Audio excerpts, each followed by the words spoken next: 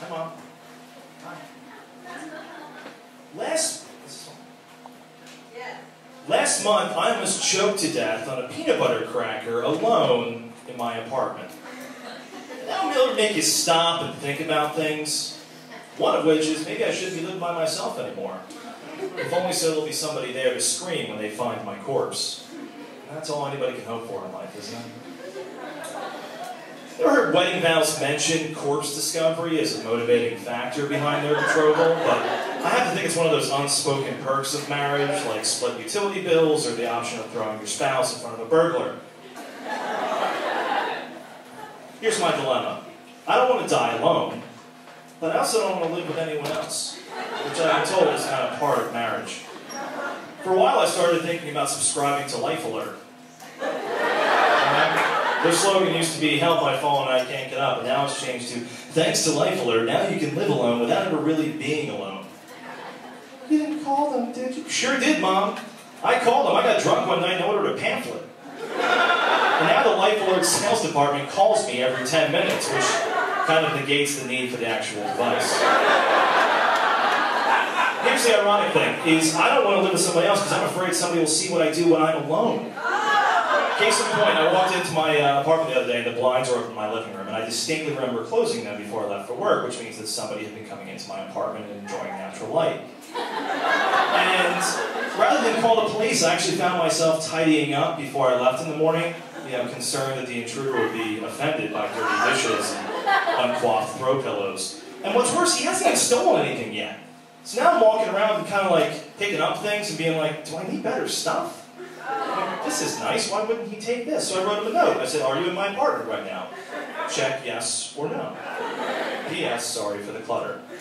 Now, the reason I consider people breaking into my apartment so much is that it happened constantly when I was living in New York. I was 23, living in some shithole apartment in the Upper East Side with 3 roommates and 700 square feet. Coffins had more headroom in this place. The first time the intruder broke in, I swear to God, I was alone, I was in my bedroom, it was during a thunderstorm, and I heard the back window open by the fire escape, and footsteps come down the hall. So I closed the bedroom door and kind of leaned into it, and I heard the footsteps stop right outside. I didn't know what to do, so I whispered, I'm like, please go away. I'm pregnant. And amazingly he did. He walked down the hall and he closed what I thought was the front door. So I ran out and I locked the front door, and then to my side I saw the bathroom door open. And this old man walked out. He was withered, and he had white hair and his pockmarked face. And after I was done urinating my pants, I realized it was my super. And he's drying his hair with my bath towel, and he looks at me and he's like, started raining outside. The hell else was I supposed to do?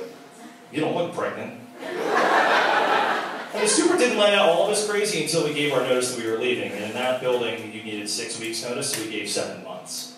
And he took that as a sign of surrender, and a sign that he could also show the apartment whenever he wanted to. So one time I was in the shower, and I heard something outside, and I opened the bathroom door, and there were 4 Asian girls standing there giggling, and my super standing next to him. He goes, put some fucking clothes on. One day he waves his hand, he's like, yeah, we'll see the rest of the place later once that pervert gets dressed.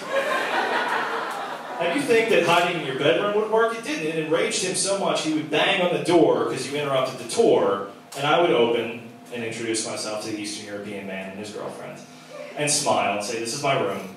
Sorry, it's so dirty. And the flashbulbs would go off.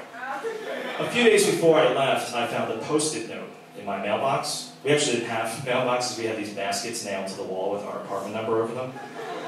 And we knew the super read our mail. Like, we always would find letters either opened or missing. A few other people got Post-its in their mail baskets that said, like, pay your bills, asshole, or you don't live here no more. A few years after that, I could afford my own place. And it was around that time that I got an email from a buddy of mine who I stayed friendly with in the building. And he let me know that the super had passed away. He had apparently lived by himself in the basement. He didn't answer his phone regularly, and it took them a few days before they found him. My friend said he asked if I wanted to go to a memorial service for the super. It was being held outside the building. I said, of course I would. A lot of us went. See, we had gotten some Post-its that were harsh. We all remembered that when the recession started, the Post-its changed. They started saying things like, hang in there. It'll get better.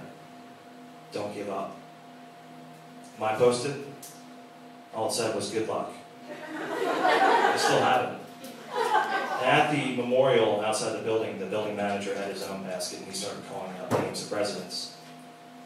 They had found a pile of mail in the super's basement. It turned out he actually had lived in the building with his wife for 30 years.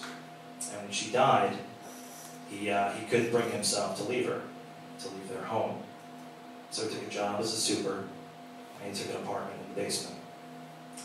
They found the pile next to a chair in the corner, opened. I guess he just got lonely.